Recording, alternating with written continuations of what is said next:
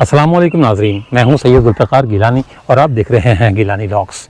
मैं इसे कश्मीर के मुसलमानों की बदकिस्मती ही कहूँगा कि तादाद में ज़्यादा होने के बावजूद वो हक़ हुक्मरानी से महरूम थे। महाराजा गुलाब सिंह जो डोगरा महाराजा था, उसने अंग्रेज़ों से 75 लाख नानक शाही रुपयों के कश्मीर ख़रीदा और फिर उस पर हुकूमत करने लगा। वादी कश्मीर का इलाका ज़्यादातर मुसलमानों से आबाद था, जबकि जम्मू में हिंदू और सिखों की अक्सरियत थी। इसी तरह जो शहर थे, उनके जो मरकज़ी मकामात थे, उन पर तो हिंदुओं और सिखों की अक्सरियत हुआ करती थी। तमाम मज़ाफ़ात में मुसलमान आबाद थे।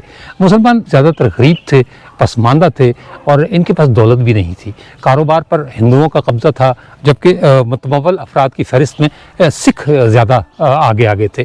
लिहाजा मुसलमानों को कभी पनपने का मौका मिला ही नहीं। हिंदू साहूकार थे और वो कर्ज़े दिया करते थे और एक कर्ज़ा चुकाने में कहते हैं कि पूरी उम्र खर्च हो जाया करती थी। कश्मीर के इलाके में जहाँ जिसकी आबादी ज़्यादा थी, उसने अपने मजहबी मकामात बनाए। मुसलमानों ने मसाजिद बनाई जो निस्बतन छोटी थी, लेकिन हिंदुओं और सिखों ने जो अपने मजहबी मकामात बनाए वो बहुत शानदार थे। और आज भी अगर उनके खंडर भी देखें तो पता चलता है कि ये इमारतें अपने दौर में बहुत ही दिलकश, खूबसूरत और दीदा ज़ेब रही होंगी।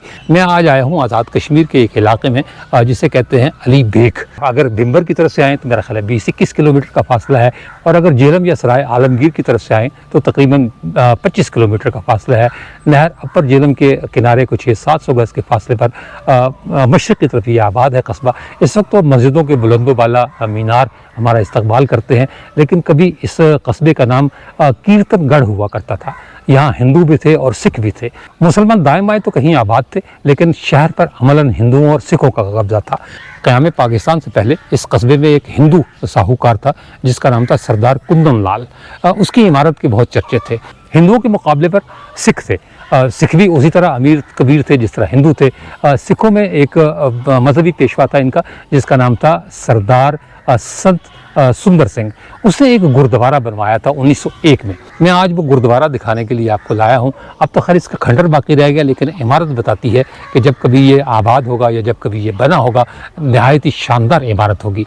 ये सामने उस गुरुद्वारे की इमारत है जो अब तो बेआबाद पड़ा है, लेकिन जब आबाद था तो यहाँ दूर दूर से सिख आया करते थे। कहते पूरे कश्मीर से सिख आते थे और पंजाब के इलाकों से भी सिख यहाँ आया करते थे, यहाँ इबादत करते थे। 2 मंजिला गुरुद्वारा खासी वसी और इस रकबे पर था। ये ऊपर इसका शानदार गुंबद बना हुआ है।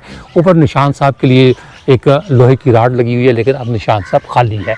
जब यहाँ इबादत होती थी तो सिखों का मखसूस मजहबी निशान यहाँ लहराया जाता था। ये इसकी डोरी है और वो सामने इसका मरकज़ी दरवाज़ा है।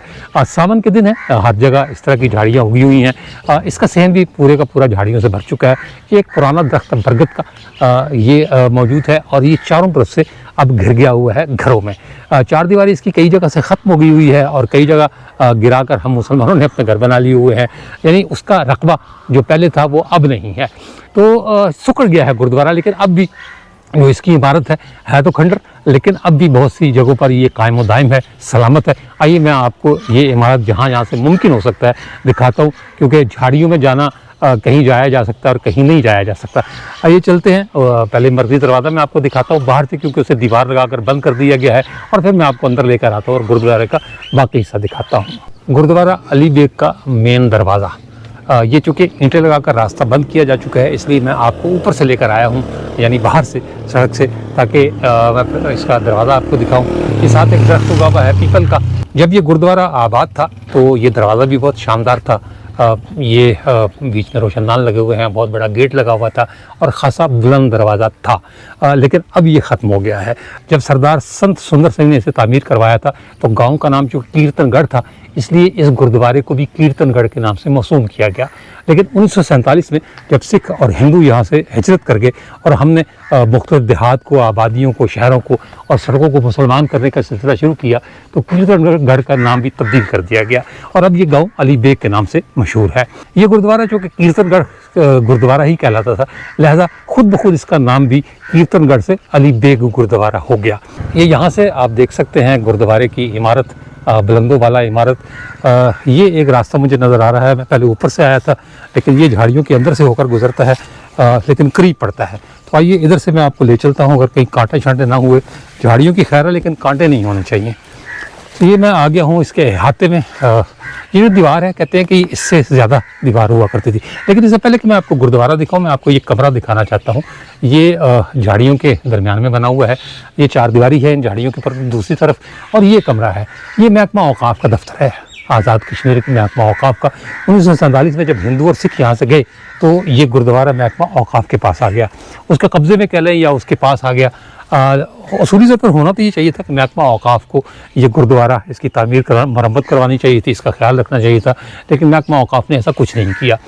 मुझे ये देखकर हैरत हुई कि जब महकमा औकाफ का अपना दफ्तर झाड़ियों में घिरा हुआ बंद पड़ा है, तो जब वो अपने दफ्तर की तज़ीन व आराइश नहीं कर सका, उसे आबाद नहीं रख सका, तो वो गुरुद्वारे को क्या आबाद रखेगा। तो यही सूरत यहाँ है कि दफ्तर ये झाड़ियों में घिरा हुआ है और ये इसके साथ गुरुद्वारा है। दफ्तर इस वक्त बंद पड़ा है। कहते हैं कि महकमा औकाफ का जो मुलाजिम है वो तनख्वाह तो लेता है, लेकिन ना कभी वो गुरुद्वारे आता है और ना कभी इसका कोई ख्याल रखने की कोशिश करता है। आइए इस खंडर इमारत में चलते हैं। ये सारा गहरा इलाका था, यानी ये हिस्सा जो गहरा था, और इसकी बुनियाद गुरुद्वारे की एक चबूतरे पर रखी गई थी जो खासा बुलंद था ज़मीन से। 8 सीढ़ियाँ थी इसकी जो संगमरमर से बनी हुई थी। सीढ़ियाँ तो अभी मौजूद हैं लेकिन गिनते हैं कि वो अब भी 8 हैं या कम हो गई हैं। तो इससे आपको अंदाज़ा हो जाएगा कि ये चबूतरा कितना बुलंद था। ये जहाँ झाड़ियाँ आपको नज़र आ रही हैं, ये सारे का सारा कुछ कहते हैं कि तालाब था और कुछ कहते हैं कि तालाब नहीं था, एक मैदान था जिसके बीचों बीच ये गुरुद्वारा खड़ा था। इसके साथ कुछ कमरे बने हुए थे, अब तो खैर वो मुझे नज़र नहीं आ रहे।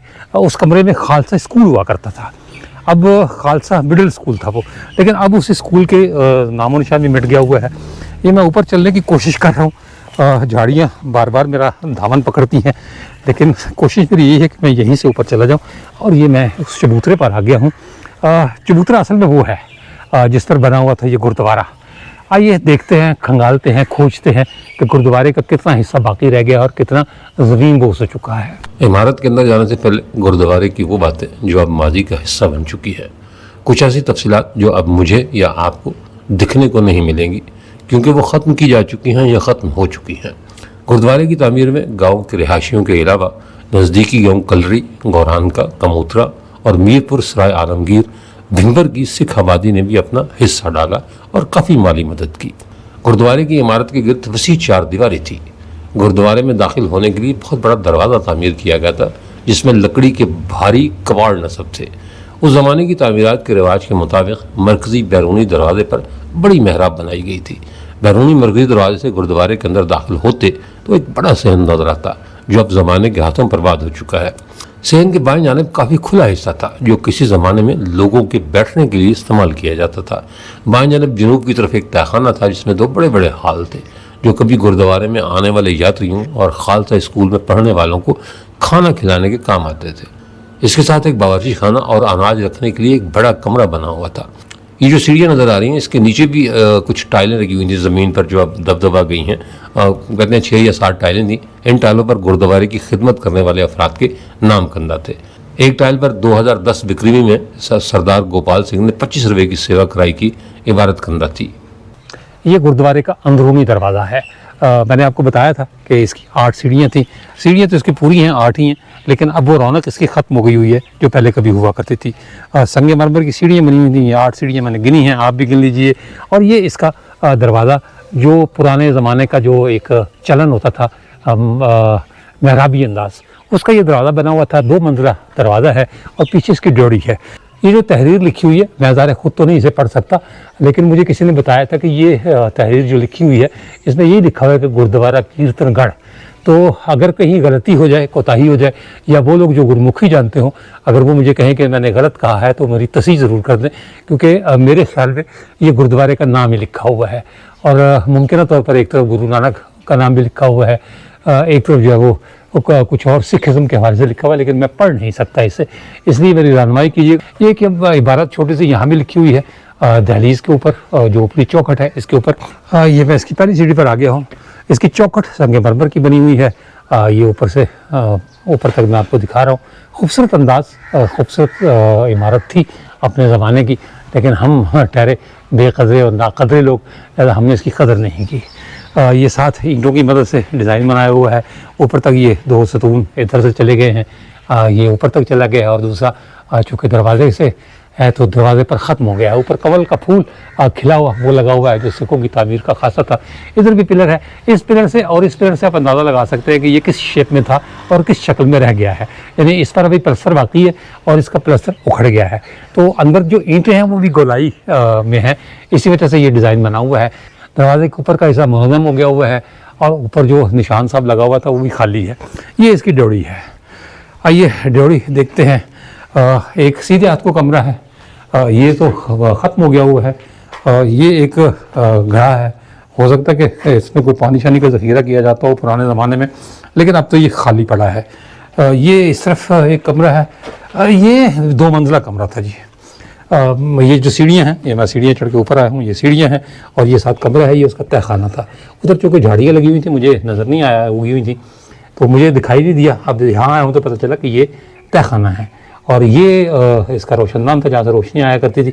तहखाने पर मुझे याद आया कि इस गुरुद्वारे में 2 बड़े हॉल हुआ करते थे जो तहखाने में बने हुए थे। उसका रास्ता मेरा ख्याल मसदूद हो गया हुआ है। एक ज़माना ये था कि उस हॉल में जो सिख इबादत के लिए आया करते थे दूर दराज से, उन्हें ठहराया जाता था। और बाद में जब इन्हीं जो गुरुद्वारे के बानी थे जिन्होंने तामीर करवाया, जैसे संत सुंदर सिंह, उन्होंने जब खालसा स्कूल बनाया तो कहते हैं कि जो तालिब इल्म थे खालसा स्कूल के, उन्हें खाना वहाँ दिया जाता था। यानी उनकी जो एक रेसेस होती है या एक ब्रेक टाइम होता है दोपहर को, वहाँ उन्हें बिठाकर खाना दिया जाता था। कहते हैं कि 400-500 लोगों के बैठने की जगह थी, उसमें रिहाइश भी थी, ऊपर भी कुछ कमरे बने हुए थे। कुछ लोग कहते हैं कि 100 के लगभग कमरे थे, लेकिन कुछ कहते हैं कि 25-30 कमरे ज़रूर थे जिनमें बाहर से आने वाले यात्री ठहरा करते थे। वो इमारत बुनियादी तौर पर खालसा स्कूल के बच्चों के लिए इस्तेमाल होती थी। यानी जब वो क्लास लिया करते थे तो उन कमरों में हुआ करते थे, जब उन्हें खाने पीने की हाजत होती फिर वो उन 2 हाल कमरों में जाया करते थे। उनमें से एक में जो ज़ेर ज़मीन तहखाने हुआ करते थे वो तो ख़त्म हो गए, लेकिन ये एक तहखाना बाकी ज़रूर बचा हुआ है। ये मैं आपको दिखा देता हूँ। ये सामने इसकी दीवारें हैं, ये इधर का हिस्सा तो ख़त्म हो गया, टूट गया हुआ है। हो सकता है कि इसी तरह की खिड़की इधर हो, और ये बाहर से आने का रास्ता था। जो बड़ी मेहराब बनी हुई है, मेहराब भी उखाड़ ली गई है, सिर्फ ईंटों के ढांचे बाकी रह गए हैं, और ये सामने भी 2 खिड़कियाँ बनी हुई हैं। ये एक कमरा था, और दूसरा कमरा ये है। ये किसी और तरह का बना हुआ है। एक रास्ता ये मुझे नज़र आ रहा है, ये आगे से बंद है, यानी कोई सामान वगैरह रखने की जगह मेरा ख्याल बनाई होगी। और दूसरा ये है।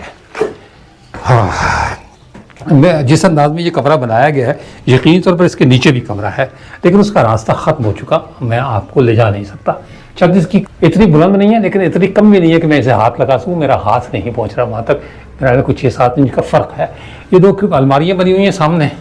ये खिड़की थी या अलमारी ये नहीं पता, लेकिन चूँकि इसमें से ईंटें निकल चुकी हैं, लिहाजा इम्कान यही है कि ये खिड़की ही थी।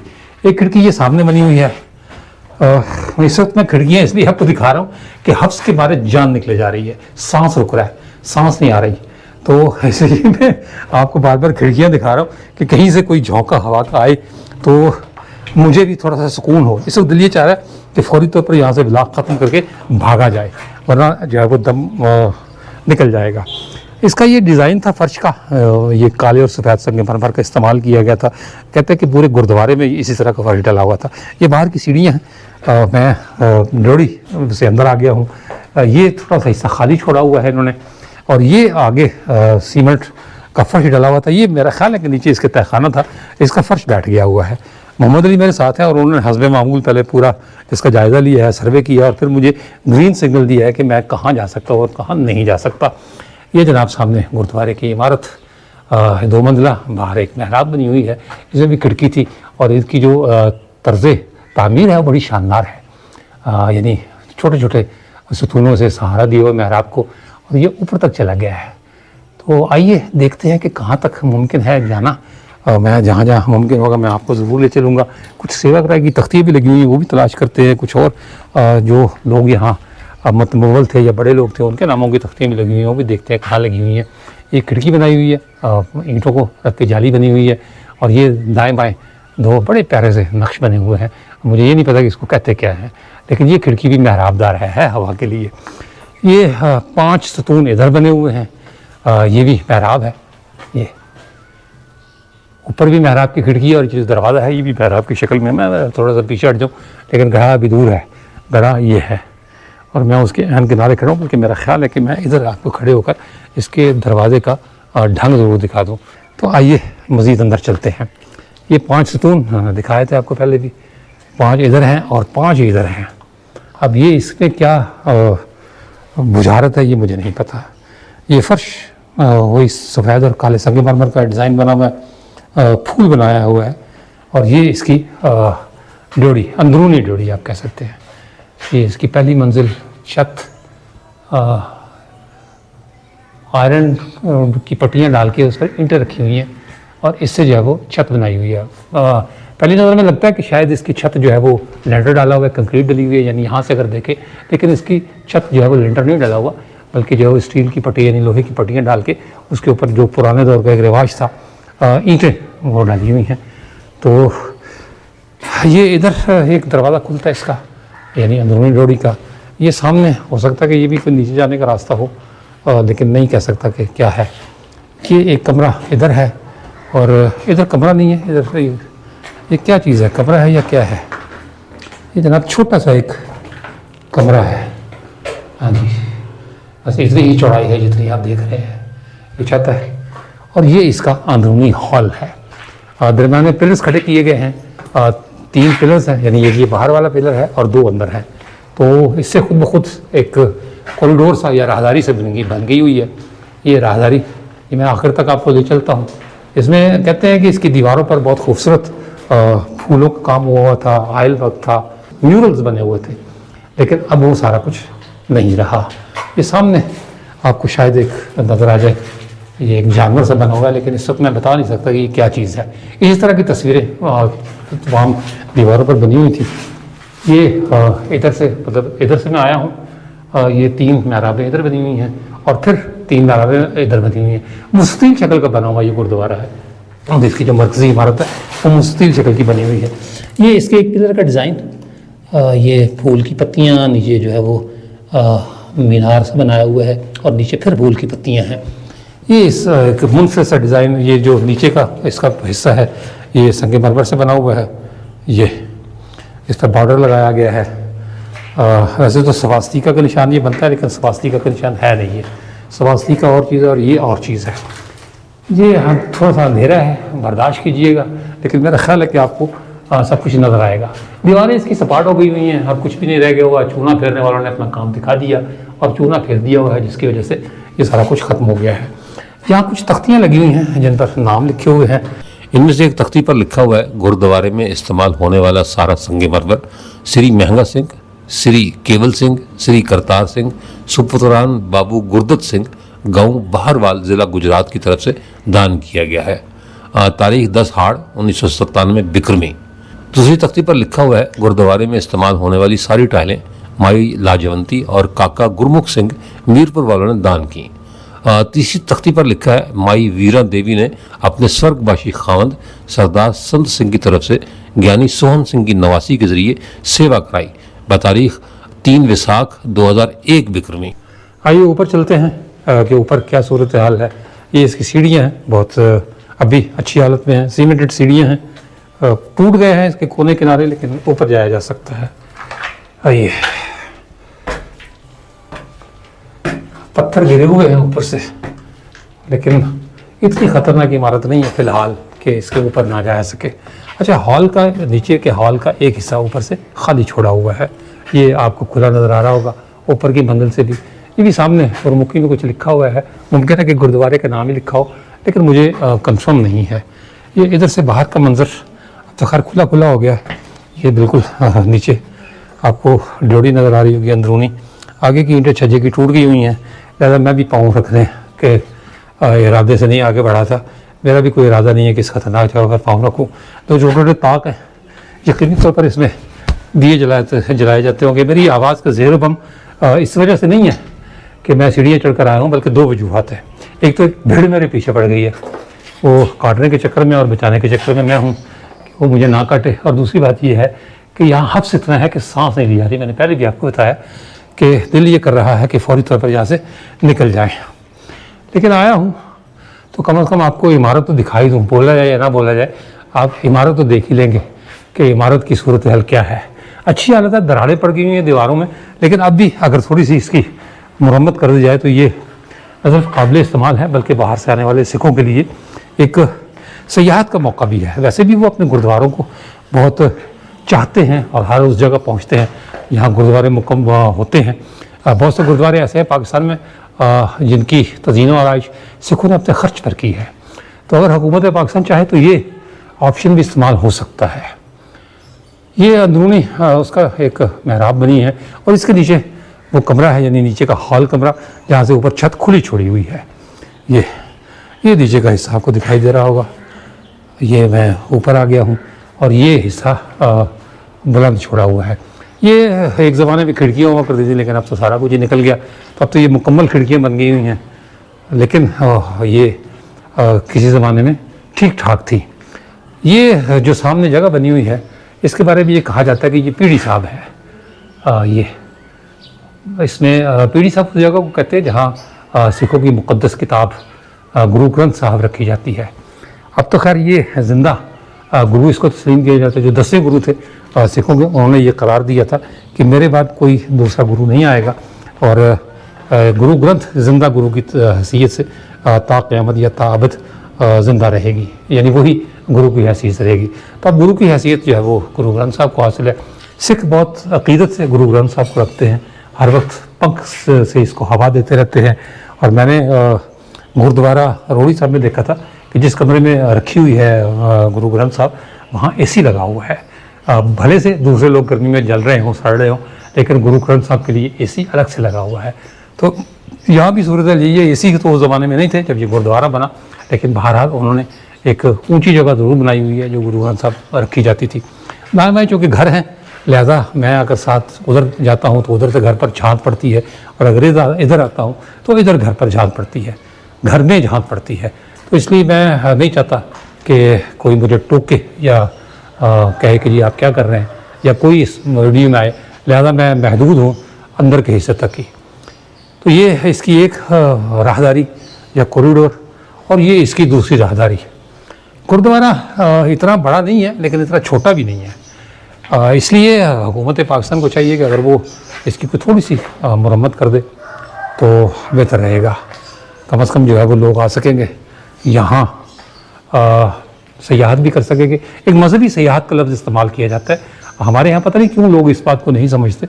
अगर वो मजहबी सयाहत को जैसे हिंदुस्तान ने फ़रोग़ दिया हुआ है, अगर हम भी उस पर थोड़ा सा काम करें तो हमें अच्छा खासा ज़र मुबादला मिल सकता है। ये छत पर जाने वाली सीढ़ियाँ हैं। आइए थोड़ी दूर तक ऊपर चलते हैं। छत पर तो शायद मैं आपको बहुत ज़्यादा दाएँ बाएँ की चीज़ें ना दिखा सकूँ, क्योंकि पहले भी मैंने बताया कि घर हैं और उनमें झांक पड़ती है। ये उसकी छत है, सिर्फ आपको दिखाने के लिए लाया हूँ।